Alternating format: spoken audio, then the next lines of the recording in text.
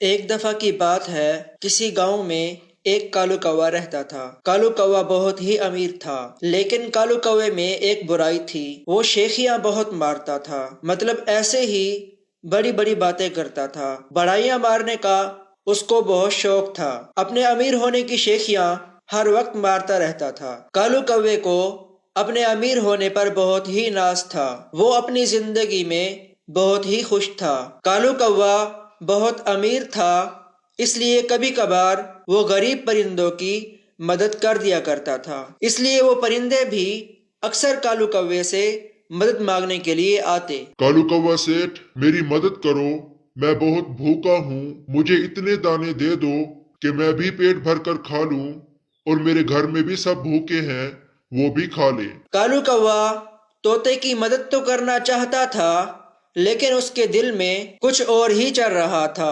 ارے یہ طوطا تو یہیں پر ہی دانا مانگ رہا ہے، میں کیا کروں؟ اگر میں اس کی یہاں پر مدد کروں گا تو سب پرندوں کو کیسے پتا چلے گا کہ ان کے جنگل میں جو کالو کوا رہتا ہے وہ کتنا اچھا ہے، سب کی مدد کرتا ہے۔ پھر کوے کے دماغ میں ایک بات آتی ہے۔ طوطے بھائی، مجھے پتا ہے تم بہت غریب ہو، لیکن میں تمہارے لیے کچھ اچھا کرنا چاہتا ہوں۔ میں دانے کے ساتھ تمہیں گھر بھی دوں گا، اور تمہیں جب بھی دانا چاہیے ہو میرے پاس آ جانا۔ چلو ابھی میرے ساتھ چلو، میں تمہیں گھر دیتا ہوں۔ کالو کوا اپنا بڑا پن دکھانے کے لیے سب پرندوں کو جمع کر لیتا ہے اور ان سب سے کہتا ہے، دیکھو دیکھو پرندو، آپ لوگ سمجھتے ہو کہ میں امیر ہوں اور میں کسی کی بھی مدد نہیں کرتا، لیکن اب دیکھ لو میں اس طوطے کی مدد کر رہا ہوں۔ یہ طوطا تو بہت غریب تھا، اس کے پاس کچھ بھی نہیں تھا، میں نے اسے گھر دیا ہے اور یہ سارا دانا بھی میں ہی اسے دے رہا ہوں۔ اس طوطے کی پہلے کوئی بھی عزت نہیں تھی، لیکن اس کے پاس اب گھر ہے، اس کی عزت بھی بڑھ گئی، اور وہ بھی صرف میری وجہ سے۔ کالو کوے کی باتیں طوطے کو زہر لگ رہی تھی، لیکن بیچارہ غربت کے مارے کچھ بول بھی نہ سکا۔ پھر سارے پرندے اپنے اپنے گھر چلے گئے۔ ایسے ہی کالو کوا روزانہ اپنا بڑا پن دکھاتا ہی رہتا۔ کافی دنوں سے کوے کو اپنا بڑا پن دکھانے کا موقع ہی نہیں مل رہا تھا، اس لیے کالو کوے کو ادھورا ادھورا لگ رہا تھا۔ ارے مجھے ادھورا ادھورا کیوں محسوس ہو رہا ہے؟ کوئی مجھے پوچھنے ہی نہیں آ رہا ہے۔ اچھا، میں آج کل اپنا بڑا پن نہیں دکھا پا رہا ہوں، اس لیے تو سب مجھے پسند ہی نہیں کر رہے۔ لیکن کیا کروں، مجھے کوئی موقع بھی تو نہیں مل رہا کہ میں اپنا بڑا پن دکھا کر اپنی عزت بڑھا سکوں۔ وہی ساتھ ہی ٹنٹنی چڑیا اپنے بچے کے ساتھ رہتی تھی۔ ٹنٹنی چڑیا کا بچہ ابھی بہت چھوٹا تھا، وہ تو اڑ بھی نہیں سکتا تھا۔ ٹنٹنی چڑیا کو اس کی بہت فکر تھی، کیونکہ اس کے درخت کے نیچے خطرناک جھاڑیاں لگی ہوئی تھی۔ ٹنٹنی چڑیا کو ہر وقت وہی بیٹھنا پڑتا تھا، اگر وہ کہیں جاتی تو اس کا بچہ جھاڑیوں میں گر جاتا۔ اسی ڈر سے ٹنٹنی چڑیا بہت ہی کم اپنے گھونسلے سے نکلتی تھی۔ ایک دن ٹنٹنی چڑیا اپنے بچے کو گھونسلے میں رکھ کر باہر سے دانا جمع کرنے گئی، تو تھوڑی دیر بعد بچہ ہلا اور وہ جھاڑیوں میں گر گیا اور ان جھاڑیوں میں پھنس گیا، لیکن اس بچے کو کچھ بھی نہیں ہوا تھا، بس وہ جھاڑیوں میں پھنس چکا تھا۔ پھر جب ٹنٹنی چڑیا واپس آئی تو اس نے اپنے بچے کو جھاڑیوں میں پھنسا ہوا دیکھا۔ یہ دیکھ کر بہت ہی پریشان ہو گئی اور پھر زور زور سے چیخنے لگی، ارے کوئی تو بچاؤ، کوئی تو بچاؤ، اب میں کیا کروں؟ میرا بچہ تو چھوٹا تھا، اس لیے جھاڑیوں میں گر گیا، اور اس لیے اللہ کا شکر ہے کہ بچ گیا۔ میں اسے بچانے کے لیے جاؤں گی تو شاید میرے ہاتھ پاؤں بھی کٹ جائیں۔ مجھے ایسا کرنا ہوگا جس سے دور سے ہی نکال لوں، مجھے جھاڑیوں کے پاس جانا ہی نہ پڑے۔ ٹنٹنی چڑیا کافی ٹائم تک سوچتی رہتی ہے، لیکن اسے کچھ بھی سمجھ نہیں آ رہی تھی۔ اب میں کیا کروں؟ مجھے تو کچھ بھی سمجھ نہیں آ رہی۔ ایک کام کرتی ہوں، کالو کوے کے پاس جاتی ہوں، وہ بہت سمجھدار ہے، اس کے پاس کوئی نہ کوئی طریقہ ہوگا۔ پھر ٹنٹنی چڑیا اڑتی ہوئی کالو کوے کے پاس جاتی ہے۔ کالو کوے بھائی، میری مدد کرو، میرا بچہ جھاڑیوں میں پھنس گیا ہے۔ میں نے بہت سوچا، مجھے کچھ سمجھ نہیں آ رہی، لیکن تم تو بہت سمجھدار ہو، تم کچھ سوچو اور میرے بچے کو بچا لو۔ اب تو کالو کوے کو بہت دنوں بعد اپنا بڑا پن دکھانے کا موقع مل گیا تھا۔ کالو کوا اندر ہی اندر بہت خوش ہو رہا تھا۔ چلو چلو ٹنٹنی چڑیا، میں تمہارے بچے کو بچا لیتا ہوں، لیکن اس سے پہلے میں ایک کام کرنا چاہتا ہوں، میں سب پرندوں کو جمع کر لیتا ہوں۔ کالو کوا سب پرندوں کو جمع کر لیتا ہے اور اپنا بڑا پن دکھانا شروع کر دیتا ہے۔ دیکھو دیکھو پرندوں، میں کتنا عقل مند ہوں۔ ٹنٹنی چڑیا کا بچہ ان جھاڑیوں میں پھنس گیا ہے، لیکن ٹنٹنی چڑیا اسے نہیں نکال پا رہی۔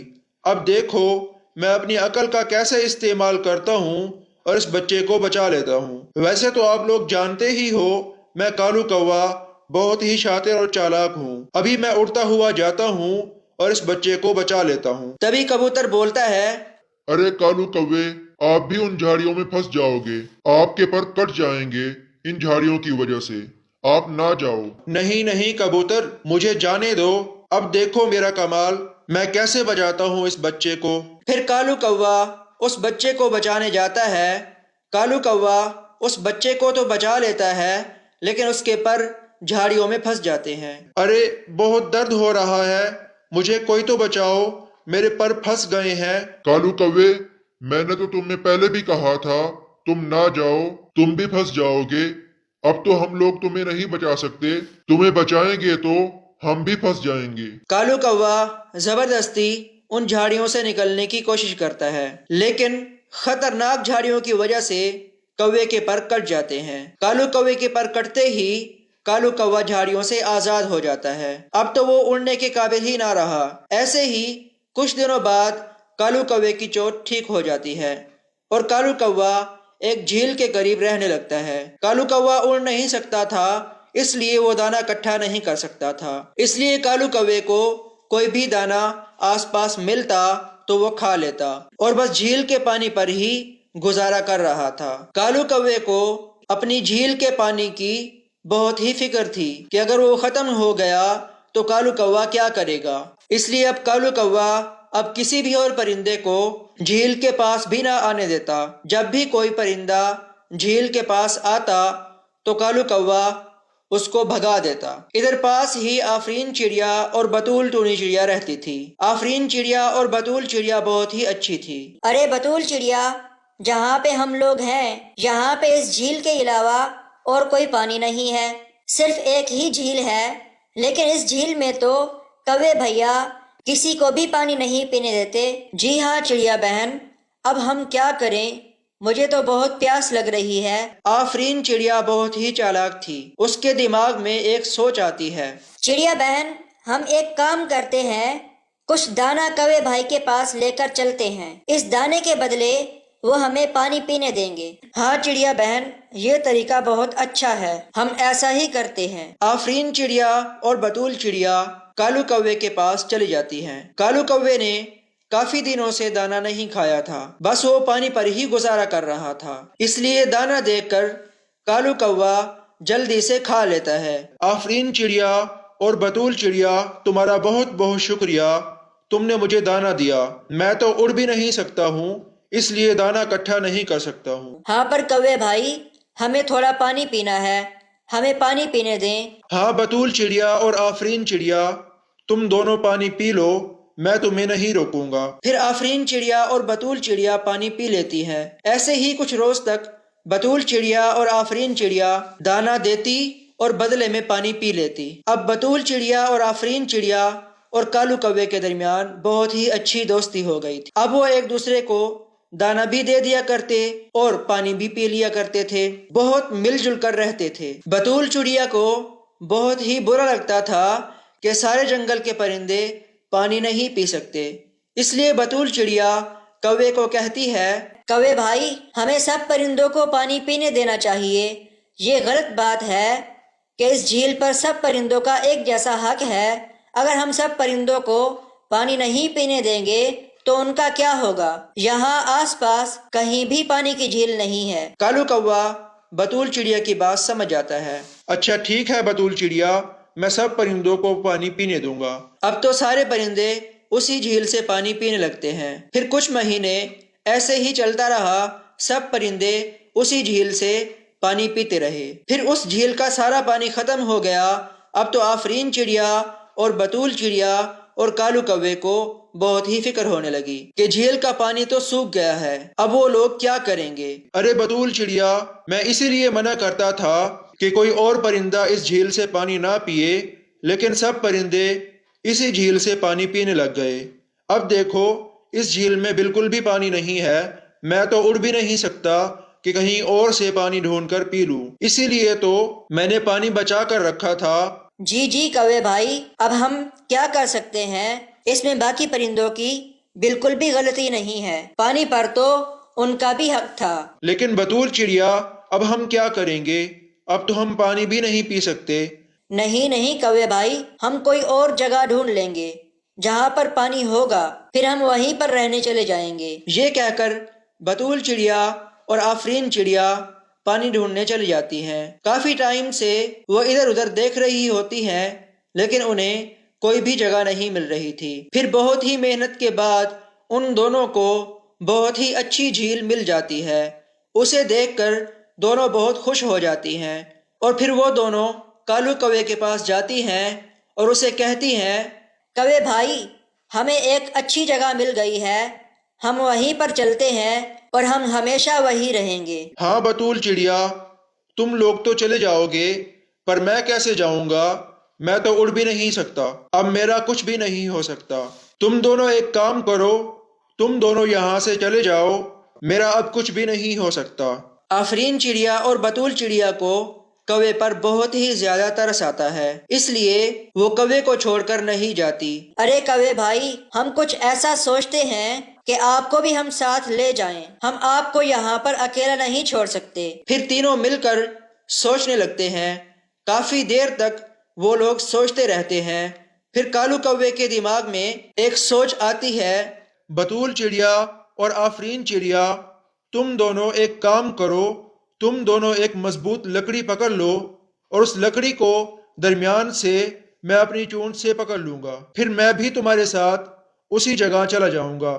ہاں کوے بھائی، آپ ٹھیک کہہ رہے ہیں، لیکن اس میں بہت خطرہ ہے۔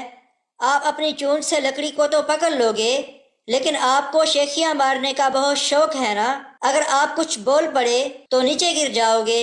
ارے ہاں ہاں آفرین چڑیا، تمہاری بات تو صحیح ہے، لیکن میں اتنا پاگل نہیں ہوں کہ اتنے خطرے والے موقع پر بھی اپنی شیخیاں مارتا پھروں۔ کچھ نہیں بولوں گا، جان بہت پیاری ہے مجھے۔ پھر وہ تینوں ایسے ہی کرتے ہیں۔ وہ اڑتے ہوئے جا رہے ہوتے ہیں، لیکن اڑتے اڑتے راستے میں انہیں کبوتر ملتا ہے۔ ارے واہ واہ آفرین چڑیا اور بطول چڑیا، آپ کے دماغ کی داد دینی پڑے گی، آپ دونوں تو بہت ہی عقل مند ہو۔ کالو کوے کے پر نہیں ہے، یہ اڑ نہیں سکتا، لیکن آپ دونوں اپنے دماغ کی وجہ سے اس کالو کوے کو اڑا کر لے جا رہے ہو۔ کبوتر کی یہ بات سن کر کالو کوا دل میں سوچتا ہے، ارے یہ سوچ تو میری ہے، لیکن یہ کبوتر تو چڑیا کو اچھا کہہ رہا ہے، لیکن چڑیا نے تو ایسا کچھ بتایا بھی نہیں، پھر بھی یہ کبوتر تو اسے عقل مند بول رہا ہے۔ میں ابھی اس کبوتر کو بتاتا ہوں کہ یہ آئیڈیا تو میرا ہے۔ کالو کوا